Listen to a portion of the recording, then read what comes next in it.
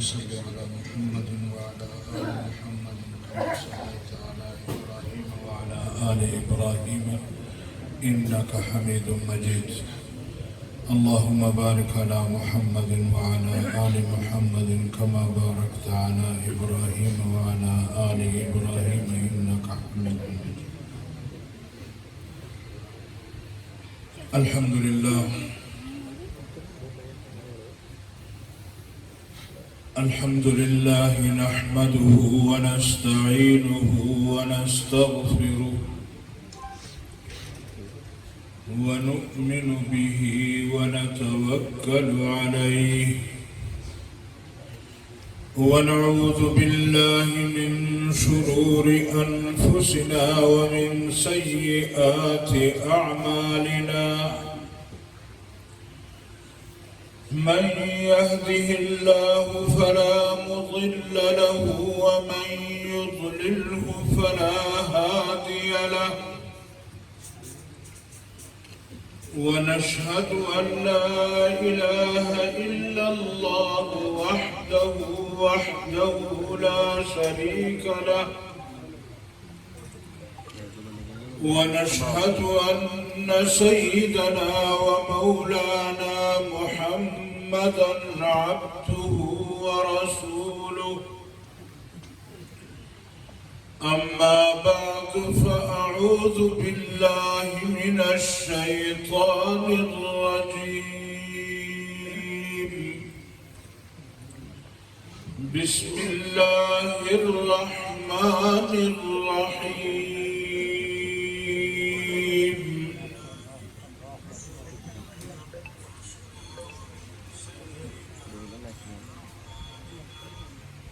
هو الذي أرسل رسوله بالهدى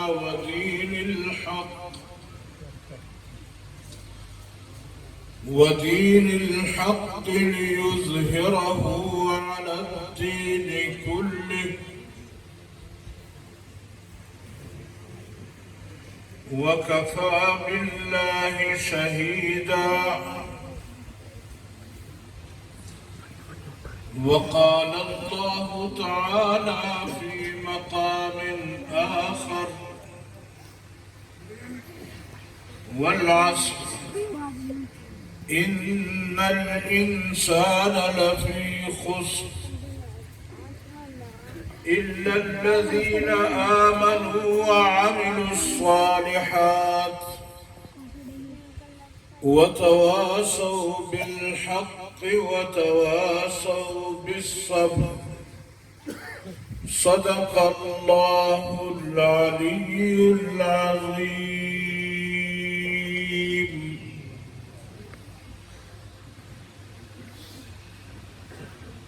میرے انتہائی قابل قدر صدر مجلس، صدر ذی وقار،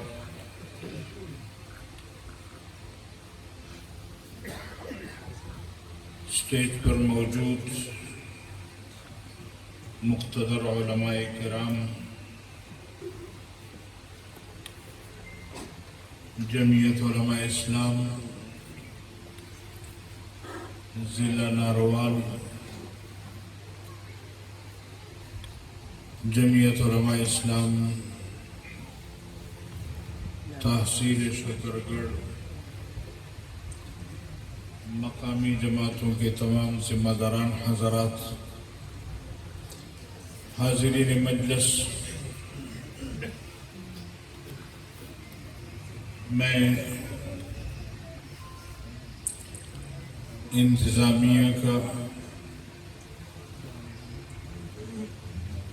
جنہوں نے یہ پروگرام ترتیب دیا ہے، حضرت مولانا عبدالمتین صاحب کا، دیگر تمام احباب کا دل کی گہرائیوں سے شکریہ ادا کرتا ہوں. آپ حضرات کا بھی مشکور و ممنون ہوں. میرے لیے انتہائی فخر کی بات ہے کہ آپ کے کے ساتھ اس مجلس میں شریک ہوں. اللہ رب العالمین ہم سب کی حاضری کو قبول و منظور فرمائے.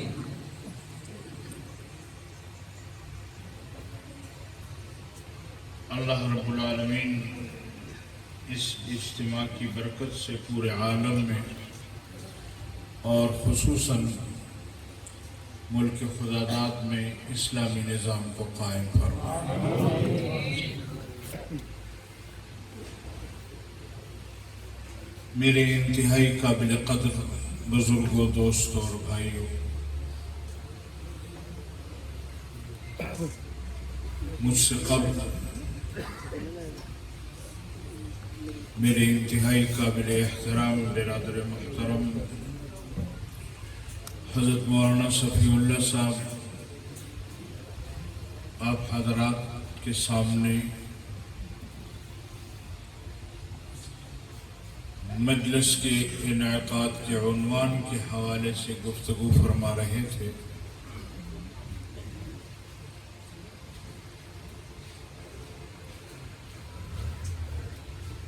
اور یقیناً ان کی گفتگو کے بعد کوئی اس موضوع پر لب کشائی کرنا میرے لیے انتہائی بے ادبی بھی ہے، لیکن چونکہ اکابر کا حکم ہے اس کی تعمیل میں چند گزارشات آپ کی خدمت میں عرض کرنا چاہتا ہوں.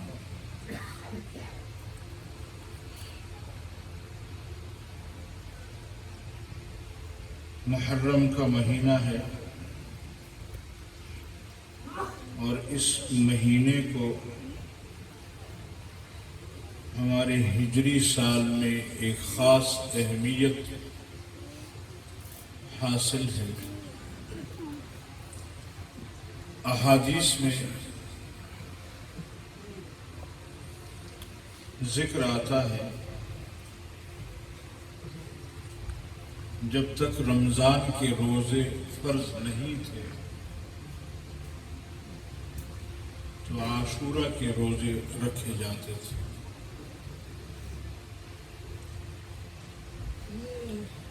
عاشورہ کا ذکر احادیث میں بہت زیادہ ہے. میرے محترم ساتھی، حضرت عمر رضی اللہ تعالی عنہ جیسے جلیل القدر صحابی، وہ بھی اسی محرم کی 1 تاریخ کو شہید کیے گئے تھے.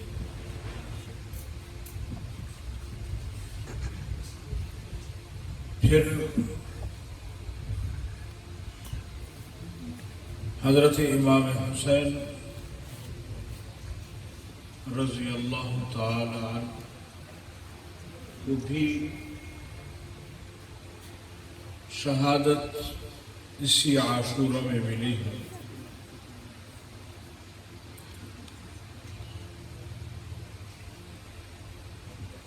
یقیناً بحیثیت ایک مسلمان کے ہمارے لیے اس محرم کے مہینے میں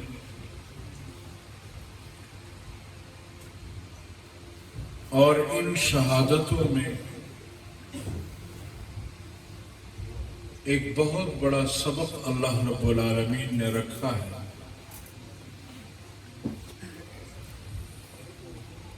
اور وہ سبق یوں ہے کہ انسان کی زندگی کے 2 پہلو ہیں. ایک انسان کی اپنی شخصی زندگی ہے اور ایک انسان کی اجتماعی زندگی.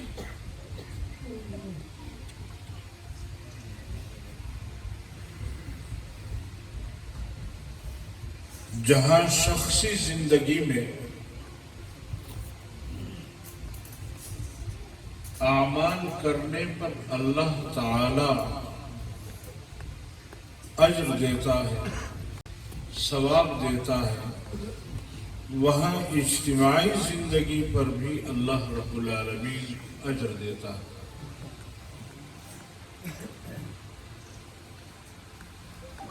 جہاں انفرادی زندگی میں اللہ کا دین انسانیت کی رہنمائی کرتا ہے، وہاں اجتماعی زندگی میں بھی اللہ کا دین انسان کی رہنمائی کرتا ہے۔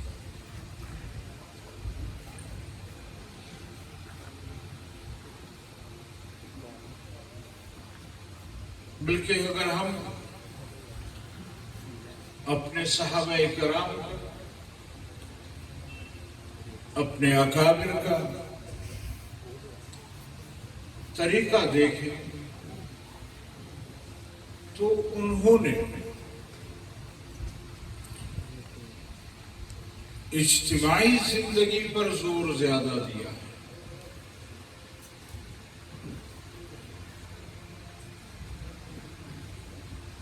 انفرادی زندگی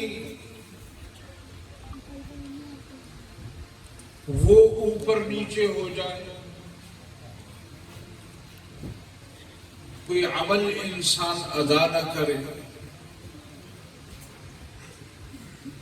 نماز نہ پڑھ سکے، روزہ نہ رکھ سکے،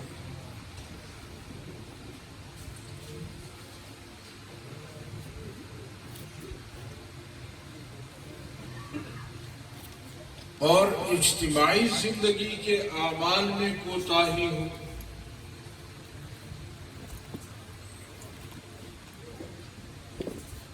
جس طرح انفرادی زندگی الگ کچھ اصول رکھتی ہے، اس طرح اجتماعی زندگی بھی اپنے کچھ اصول رکھتی ہے۔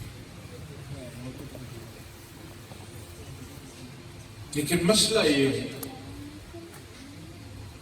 کہ ہم نے تمام تر توجہ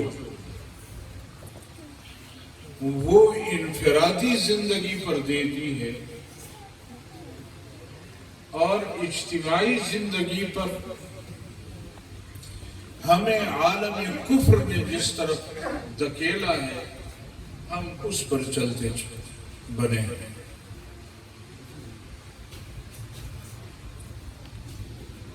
میرے محترم ساتھ،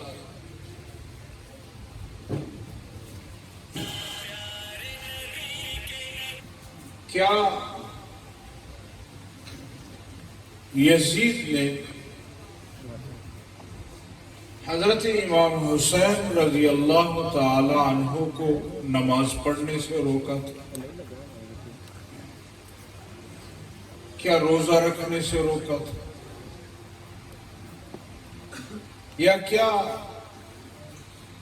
حضرت امام حسین نے جو قربانی دی تھی وہ اجتماعی دین کے لیے دی تھی یا اپنے نماز روزے کے لیے قربانی دی تھی؟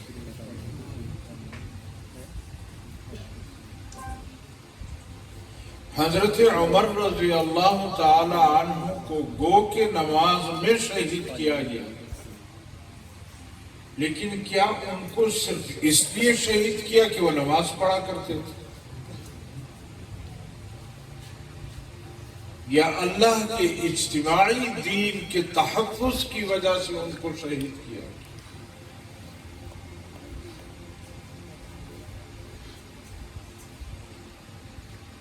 میرے محترم ساتھی،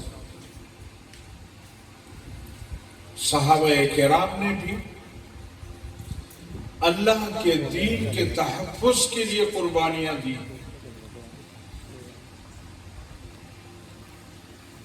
غزوہ خندق میں جب اجتماعی دین کی حفاظت کے لیے جناب رسول اللہ صلی اللہ علیہ وسلم مدینہ سے باہر نکلے اور اپنی امت، اپنے دین اور اپنے لوگوں کی حفاظت کے لیے انہوں نے خندق کھودنا شروع کی، اس میں جناب رسول اللہ صلی اللہ علیہ وسلم کی 4 فرض نمازیں قضا ہوئی.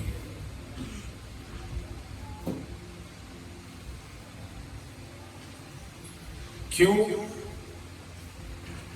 کہ اجتماعی دین کا تحفظ انتہائی ضروری تھا. نماز کی قضا ہے، روزے کی قضا ہے، لیکن اگر دین ختم ہو گیا، دین منہدم ہو گیا تو پھر اس کی قضا نہیں.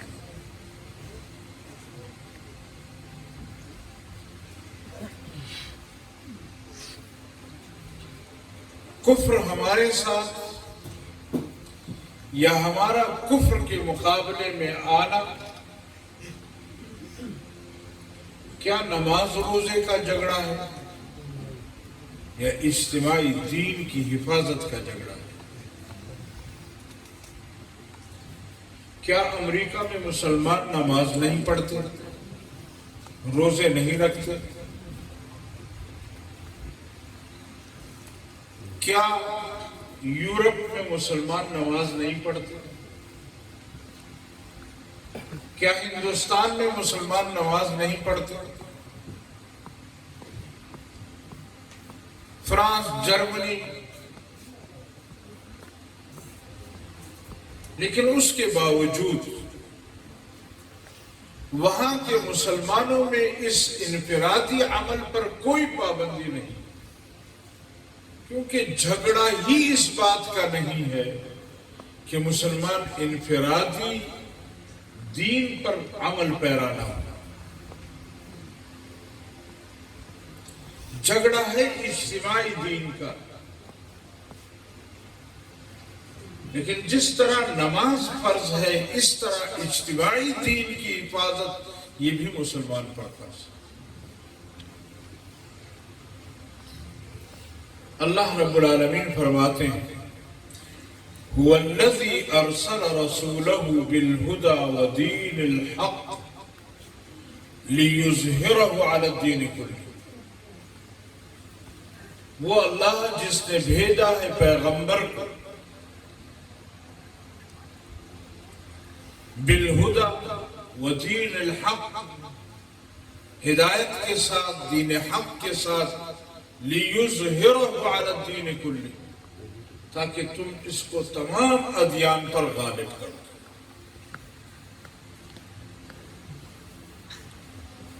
تو میرے محترم ساتھی، اصل جھگڑا کفر کے ساتھ اجتماعی کی، لیکن ہمارے ہاں ایک مشکل پیدا کر دی ہے، اور وہ بھی عالمی کفر نے پراپیگنڈا شروع کر دیا ہے کہ یہ انتخابات لڑنا، یہ ووٹ استعمال کرنا، یہ یہاں مولویوں کے دین کے حوالے سے سیاست کرنا، یہ اپنے لیے کرتے ہیں. لہذا سیاسی میدان میں پیپلز پارٹی ہو، نیشنل پارٹی ہو، جماعت اسلامی ہو، مسلم لیگ ہو، جمعیت علماء اسلام ہو، کوئی بھی سیاسی پارٹی ہو، یہ سب برابر ہے. یہ ساری سیاست ہے. ان میں سے جس کو بھی ووٹ دے دو، جو بھی عمل کرو، اس کا کوئی اجر و ثواب نہیں ہے.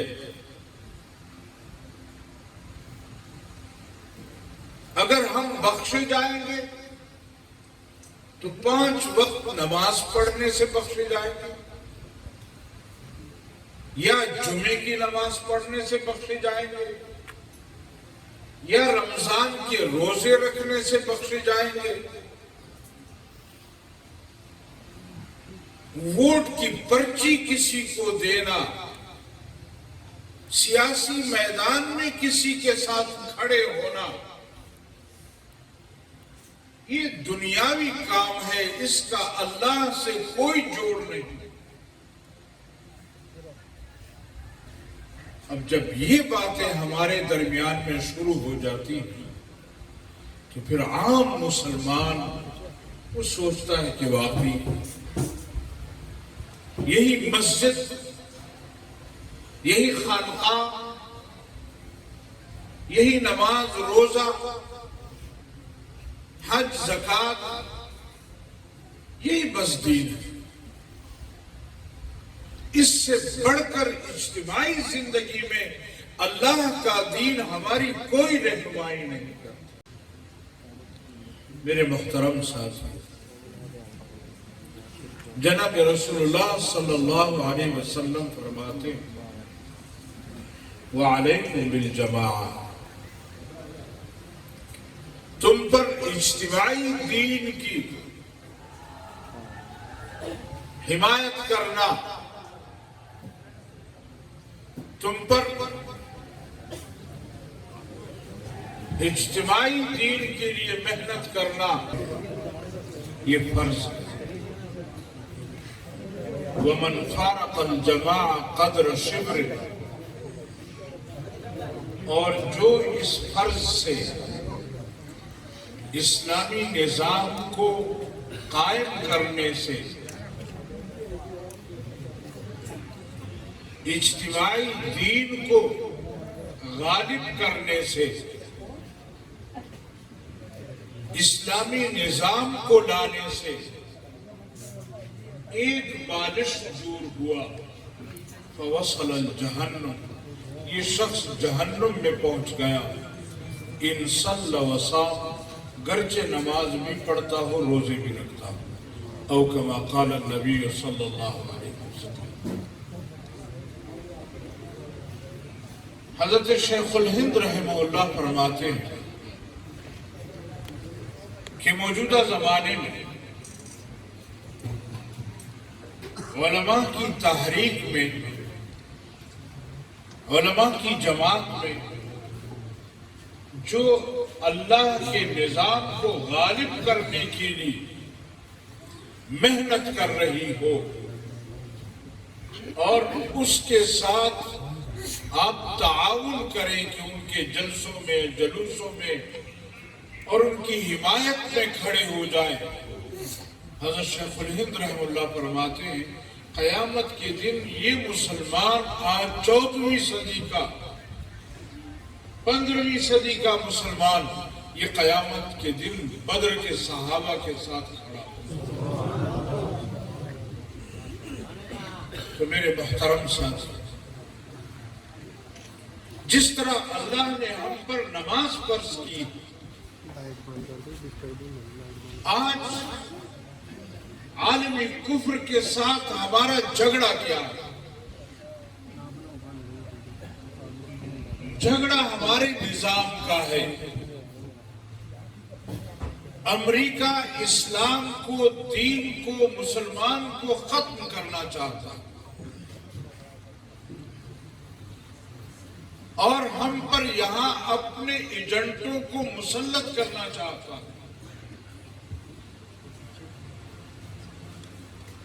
افغانستان میں امریکہ کی فوجیں، ان کی شکست، آج طالبان کا اقتدار، کیا یہ نماز روزے کے لیے جنگ تھی یا اللہ کے نظام کو غالب کرنے کی جنگ تھی؟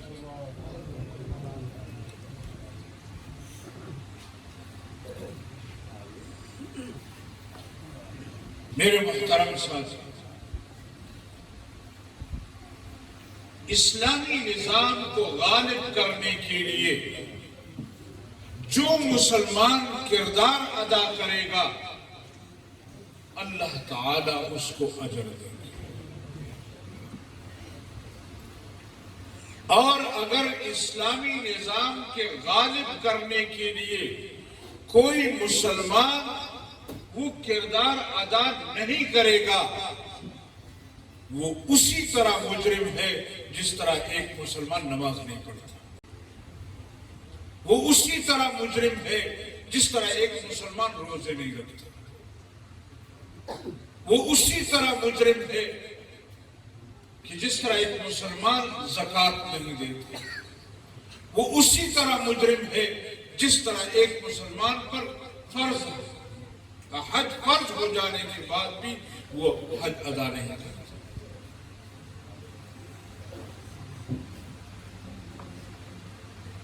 لہذا ہمیں ہر وہ صورت اختیار کرنی چاہیے کہ جو اللہ تعالیٰ کے نظام کو غالب کرنے کے لیے تگ و دو کی جائے۔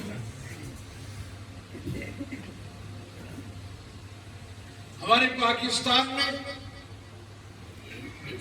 علماء کرام نے طے یہ کیا ہے کہ یہاں اسلامی نظام کے غلبے کے لیے ہم نے مسلح جدوجہد نہیں کرنی، بلکہ ہم نے اس سیاسی میدان میں عالمی کفر کے ان ایجنٹوں کو شکست دے دی، اور اس کے لیے طریقہ وہ انتخابات ہیں، ووٹ ہیں، اور اسی کے لیے جمعیت علماء اسلام سیاسی میدان میں ایک کردار ادا کرتی چلی آ رہی ہے۔ میں حیران ہوتا ہوں کہ جب ہم پنجاب میں آتے ہیں تو یہاں بھی بہت سارے ساتھی ہم سے پوچھتے ہیں کہ آپ لوگوں کا پارلیمنٹ میں کیا کردار ہے، اپنے اسلام کو تحفظ دینے کے لیے کیا کردار ادا کیا؟ اگر میں پنجاب کے مسلمان سے سوال کروں کہ انتخابات میں آپ نے اللہ کے نظام کو غالب کرنے کے لیے کیا کردار ادا کیا، وہاں میں آسانی سے کہہ دیا جاتا ہے یہ سیاسی لوگ ہیں، لہذا ہم یہاں سیاسی لوگوں کو ووٹ دیتے ہیں، اور سیاست میں جمعیت Ulema Islam, Peoples party, national party, مسلم لیگ اور باقی جماعتیں سب برابر ہیں۔ لہذا کسی کو بھی ووٹ دینا نہ دینا اس میں ثواب اور گناہ کا تصور ختم کر دیا، اور یہی انگریز چاہتا ہے، یہی امریکہ چاہتا ہے کہ یہ مسلمان اس کے اندر یہ شعور ہی پیدا نہ ہو کہ ہم نے بھی اسلامی نظام کو غالب کرنے کے لیے کوئی کردار ادا کرنا۔ لہذا بڑے آسانی سے کہہ دیتے ہیں جی کہ عمران خان کی حمایت کرنا، پی ٹی آئی کی حمایت کرنا یا کسی بھی حکومت والوں کی حمایت کرنا یہ سیاسی میدان ہے۔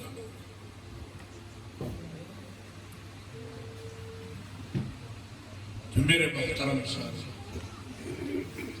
حضرت مفتی صاحب رحمہ اللہ، ہمارے والد صاحب نور اللہ مرقدہ اس سن 62 میں پہلی مرتبہ پارلیمنٹ کے ممبر بنے۔ وہ فرماتے ہیں کہ جب میں پارلیمنٹ میں آیا تو اکثر میں یہ سوچتا تھا کہ میرے یہاں آنے کا فائدہ کیا ہے، اور اللہ تعالی کے سامنے روتا تھا کہ میں تو اس میدان کا آدمی نہیں ہوں، میں تو مدرسے میں، کتابوں میں، طالب علموں میں، دینی تعلیم میں خوش تھا، میرا میدان تو وہ تھا، یہ کہاں بے دین لوگوں کے ساتھ بے پردہ عورتوں کے ساتھ ہمیں بٹھا دیا گیا. لیکن فرماتے ہیں جب سن 73 کا آئین بن رہا تھا، اس میں جو ہم نے کردار ادا کیا،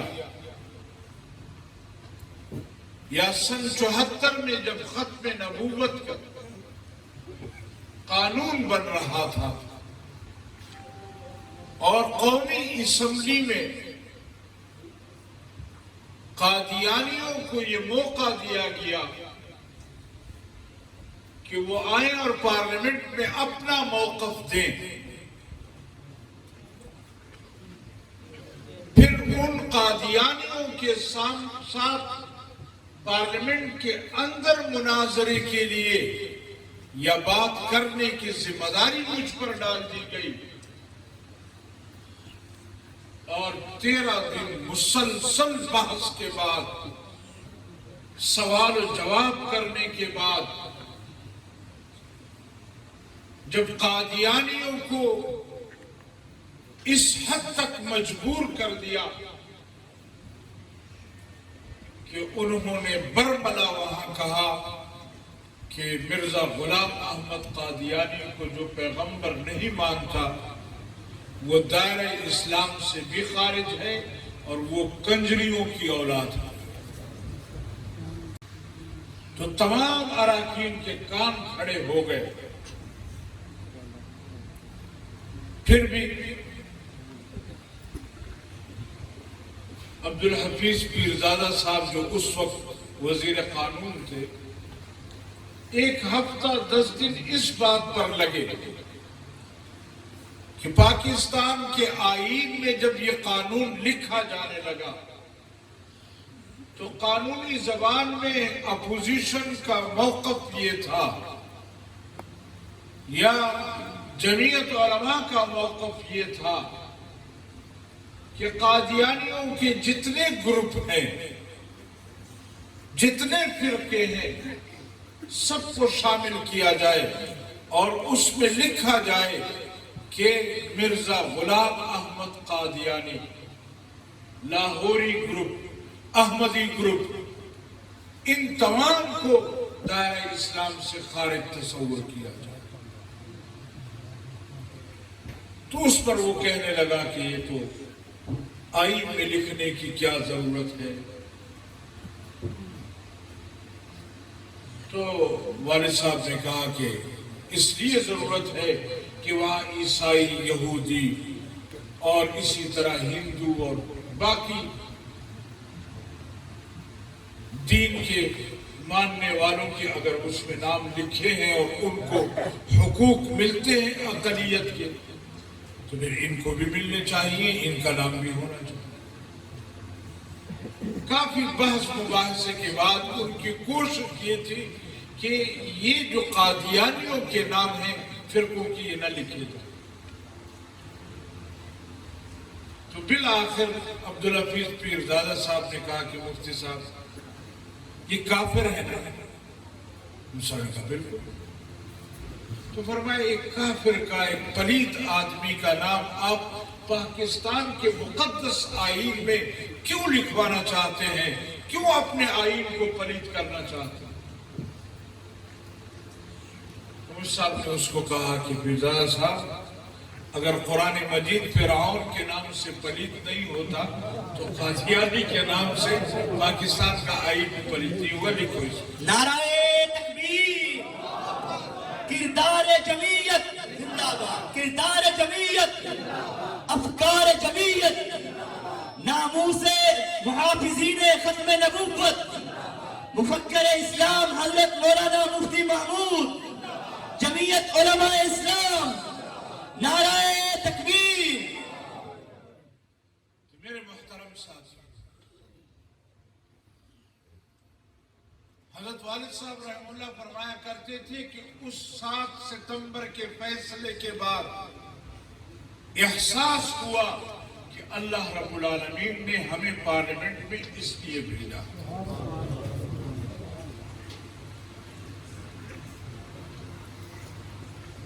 لہذا اگر ایک عام مسلمان وہ جناب رسول اللہ صلی اللہ علیہ وسلم کے ختم نبوت کے تحفظ کے لیے اپنا ووٹ استعمال نہیں کرے گا، میرے خیال میں اس کو مسلمانی کا دعویٰ بھی نہیں کرنا چاہیے۔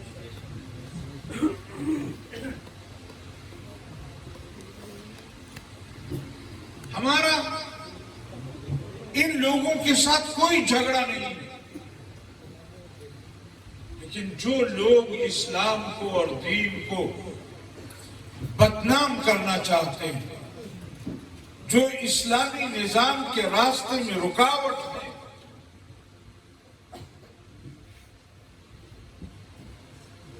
ان لوگوں کو، اور پھر آج کل مصیبت یہ ہے کہ صرف ہم مولوی بدنام نہیں ہیں سیاست میں، سارے سیاستدان بدنام ہیں، اور کہتے کیا ہیں؟ یہ بڑے کرپٹ لوگ، کہتے کہ نہیں کہتے؟ عام مسلمان، یہ دکاندار، تھڑے پر بیٹھنے والا ملازمین، یہ جب آپس میں اکٹھے ہوتے ہیں تو 10 گالیاں اگر سیاستدانوں کو دیتے ہیں تو 12 گالیاں مولوی کو دیتے ہیں، اور وہ بھی اس مولوی کو جو سیاست کرتا ہے۔ یہ ہمارا ذہن بنایا جاتا ہے، اور ہمیں بتایا جاتا ہے کہ تم ان لوگوں کے ساتھ یہ رویہ اختیار کرتے ہو، لہذا یہ ملک تباہ سیاستدانوں نے کیا۔ صبح و شام ہمارے بچوں کے ذہن میں یہ بات ڈالی جاتی ہے تاکہ ہم اسی بات پر لڑتے رہیں۔ کبھی دین کے نام پر لڑایا جاتا ہے، مذہب کے نام پر لڑایا جاتا ہے، قومیت کے نام پر لڑایا جاتا ہے، تاکہ ہم پر دنیا کی باقی قوتیں وہ حکومت کر سکیں۔ عالمی کفر کے پنجے یہاں مضبوط سے مضبوط تر ہوتے جائیں، اور ہم ہیں کہ خاموش ہو، بس نماز پڑھ رہے ہیں، روزے رکھ رہے ہیں، نہ دین پورا ہے۔ ہمیں کیا ضرورت ہے کہ ہم امریکہ کے خلاف بات کریں؟ ہمیں کیا ضرورت ہے کہ ہم سیاستدانوں کے حق میں بات کریں؟ ہمیں کیا ضرورت ہے کہ ہم جمعیت علماء اسلام کو بھی ووٹ دیں؟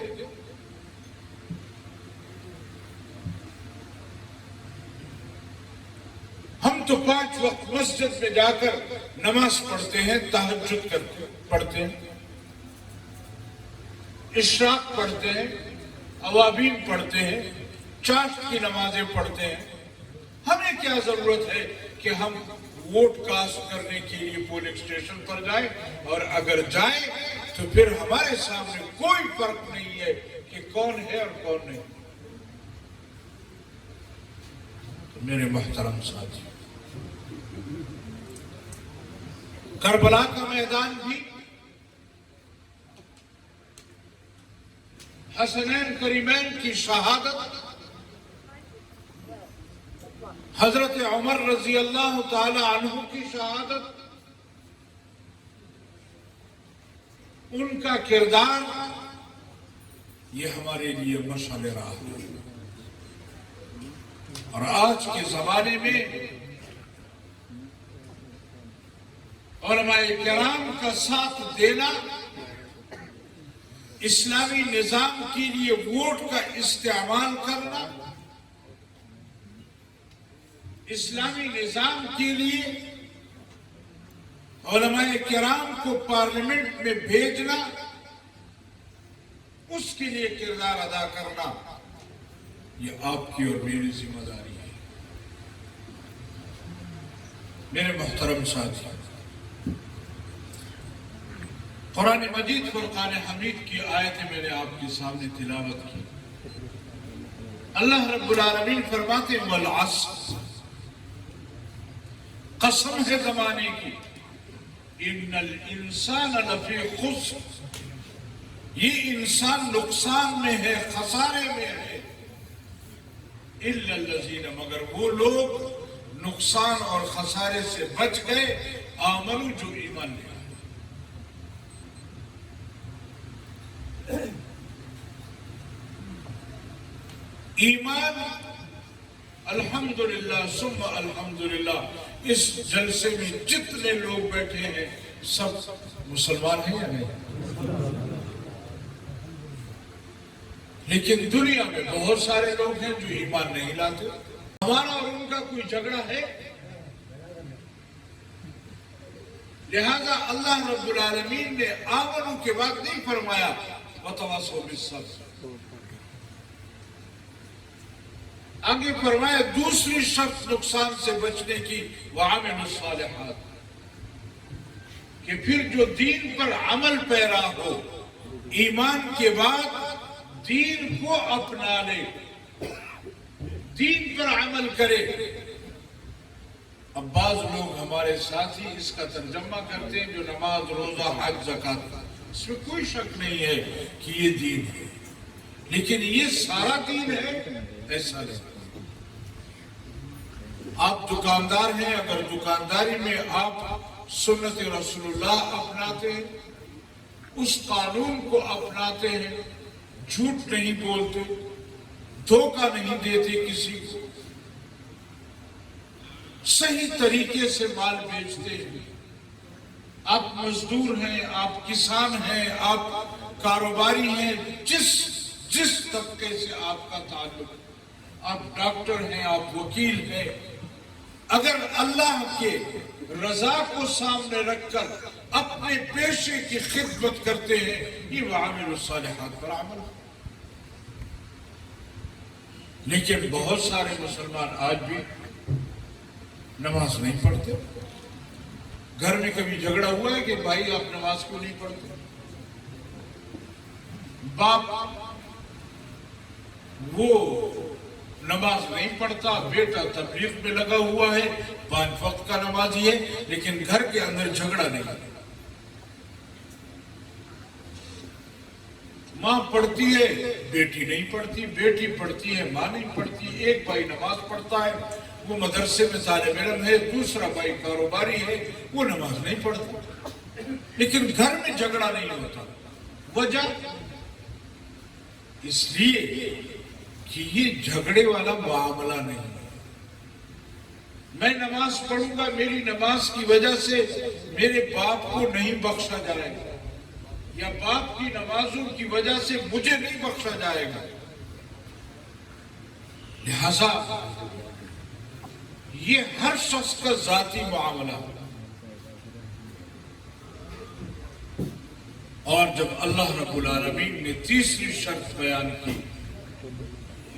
کہ وَتَوَاصَوْا بِالْحَقِّ، آپ دوسروں کو حق کی نصیحت کریں، دوسروں تک اللہ کا دین پہنچائیں، اللہ کے دین کو غالب کریں، حق کا ساتھ دیں، تو پھر آگے فرمایا وَتَوَاصَوْا بِالصَّبْرِ، کہ یہ مشکل پیدا ہوتی ہے جب آپ دینداروں کا ساتھ دیں گے، آپ علماء کا ساتھ دیں گے، آپ سیاسی میدان میں جمعیت علماء کا ساتھ دیں گے، پھر مشکل کیا پیدا ہوتی ہے؟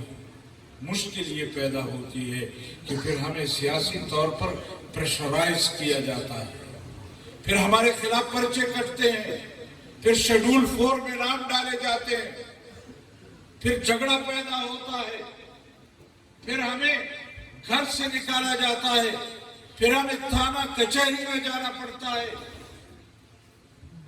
لہذا اس مشکل کی وجہ سے اللہ رب العالمین فرماتے ہیں کہ جو حق کا ساتھ دے وہ وَتَوَاصَوْا بِالصَّبْرِ پر بھی آنا۔ ایمان میں مشکل نہیں تھی، وعامل الصالحات میں مشکل نہیں تھی، وَتَوَاصَوْا بِالْحَقِّ میں مشکل ہے۔ لہذا میرے محترم ساتھی، ہمارا امریکہ سے کوئی جھگڑا نہیں ہے۔ آج کیا نام ہے اس کا، امریکہ کا جو صدر ہے جو بائیڈن ہے، وہ اگر کلمہ پڑھ لے ہمارا اور آپ کو اس کے ساتھ کوئی جھگڑا ہے؟ بش، اوباما، کلنٹن یہ اگر کلمہ پڑھ لیں ہمارا اور ان کا کوئی جھگڑا رہ جائے؟ جھگڑا اس بات کا ہے کہ وہ اس نظام کو، اس دین کو، اس اسلام کو قبول نہیں کرتے۔ اگر یہاں ایک مسلمان وہ نماز بھی پڑھے، روزے بھی رکھے، حج بھی کرے، لیکن اسلام کے لیے قربانی نہ دے تو کیا کوئی فرق ہے ان میں اور ان میں؟ لہذا اسلامی نظام کو غالب کرنے کے لیے آج جو سیاستدان، جو سیاسی میدان میں طریقہ کار ہے، اس کے مطابق ہمیں اللہ کے اس نظام کو غالب کرنے کے لیے، اس اسلام کو غالب کرنے کے لیے، اس دین کو غالب کرنے کے لیے، اس ختم نبوت کا تحفظ کرنے کے لیے، صحابہ کا تحفظ کرنے کے لیے، آپ بتائیں اس وقت ہمارے پارلیمنٹ میں 342 اراکین ہیں قومی اسمبلی کی، اور اس میں جمعیت علماء کے اراکین کی تعداد صرف 15۔ ہمارے پارلیمنٹ سینٹ میں 104 کی تعداد ہے، جس میں جمعیت علماء کے صرف 5 ممبر ہیں۔ تو ہم ان لوگوں کا مقابلہ کر سکتے ہیں؟ آپ میرے ہاتھ میں یہ بلیڈ دے دیں اور ہاتھ ہی کھڑا کر دیں کہ اس سے اس کو ذبح کرو یا اس کا چمڑا اتارو، اترے گا؟ میرے محترم ساتھی،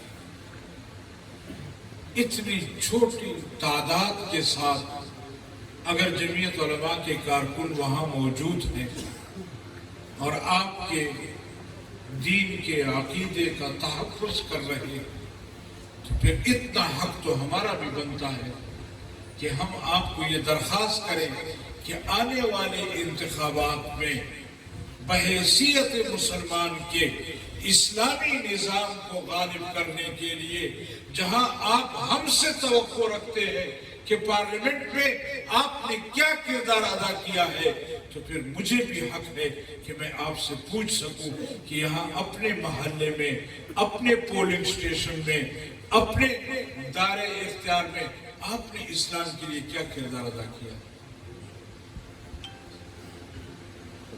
لہذا میں 10 بستہ یہ گزارش کروں گا کہ اگر ہمیں حضرت امام حسین کے اس نظام کو، اس دین کو غالب کرنا ہے، تو پھر ہمیں اپنے محلے میں، اپنے کوچے میں، اپنے دیہات میں، اپنے گاؤں میں، اپنی بستی میں آنے والے الیکشن میں ہمیں کردار ادا کرنا چاہیے۔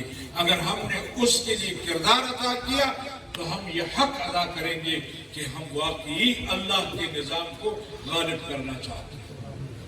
اگر وہاں میرے لیے رکاوٹ ہو کہ یہ تو سیاسی لوگ ہیں، لہذا تھانہ کچہری میں مجھے ضرورت ہے ان سیاستدانوں کی، علماء کی، دین کی، اسلام کی مجھے کوئی ضرورت نہیں ہے، تو میرے محترم ساتھی پھر اپنے گریبان میں جا کر اپنے کردار پر ذرا سوچ اور فکر کریں کہ ہم نے اگر کوئی کردار ادا نہیں کیا تو پھر دوسروں سے ہم کیوں توقع رکھتے ہیں کہ بس وہی دین کو بچانے والے ہیں، وہی دین کو بچاتے رہیں گے، ہمارے اوپر کوئی ذمہ داری نہیں۔ ہر مسلمان کو جس طرح آپ نماز کے لیے وقت دیتے ہیں، جس طرح آپ روزے کے لیے وقت دیتے ہیں، جس طرح آپ زکوٰۃ کے لیے وقت دیتے ہیں، جس طرح حج کے لیے وقت دیتے ہیں، اسی طرح اللہ کے دین کو غالب کرنے کے لیے، اسلامی نظام کو لانے کے لیے بھی آپ ہر ایک کو کردار ادا کرنا پڑے گا۔ وہاں صرف مولوی کا کردار آپ کے کام نہیں آئے گا۔ لہذا اس طرح ہمارے اکابر نے، صحابہ کرام نے اللہ کی اس دین کو بچایا۔ اگر صرف نمازوں سے دین بچتا تو جناب رسول اللہ صلی اللہ علیہ وسلم کو غزوہ احد میں دانت مبارک شہید کرانے کی کیا ضرورت تھی؟ غزوہ خندق میں کھدائی کرنے کی کیا ضرورت تھی؟ غزوہ بدر میں صحابہ کو قربان کرنے کی کیا ضرورت تھی؟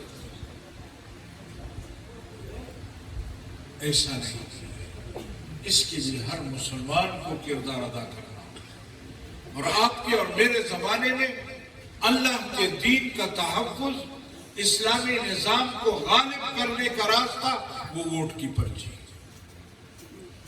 لہذا اس کے لیے ہر مسلمان کو ایک کردار ادا کرنا چاہیے۔ میں آخر میں ایک مرتبہ پھر انتظامیہ کا، یہاں کی جمعیت علماء اسلام کا، ورکروں کا انتہائی شکر گزار ہوں۔ اللہ تعالیٰ میرا اور آپ کا حامی و ناصر ہو۔ وآخر دعوانا